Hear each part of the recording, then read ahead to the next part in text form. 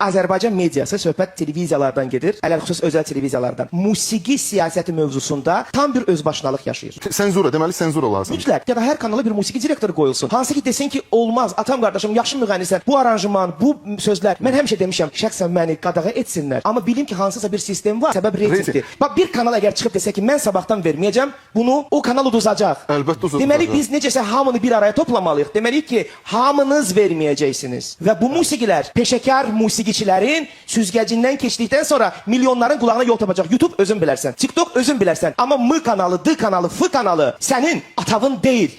Xalqındır. Görün necə ölkə inkişaf edir, çiçəklənir, şəhər gözəlləşir. Beynəlxalq layihələrə ev sahibliyi edirik. Neçə milyonlarla turistlər gəlir son illər ərzində. Saymaqla, sadalamaqla bitməz də. O layihələri hamımız yaxşı bilirik. Onlar haqqında danışırıq, iştirakçısı oluruq və s. O milyonlarla turist gəlir evdə, otelində televizoru qoşur, ilk Azərbaycan kanalı çıxır ki, əcəba necə bir ölkədir? Hamı danışır, baxın, musiqi mədəniyyətimiz, muğam irsimiz, UNESCO və s. Hamımızın dilində əzbərdir, Wikipediyada yazılan şeylər. Baxın görün nədir o? Qoşurlar və hansı kanala çevirirlər? Yenə eyni adamlar, eyni qadınlar, eyni bəylər, eyni mövzular, eyni musiqi. R&B, soul, jazz, Sovet dilindən desək, estrada oxuyan ifaçılar. Bunlar harada özünü göstərsinlər?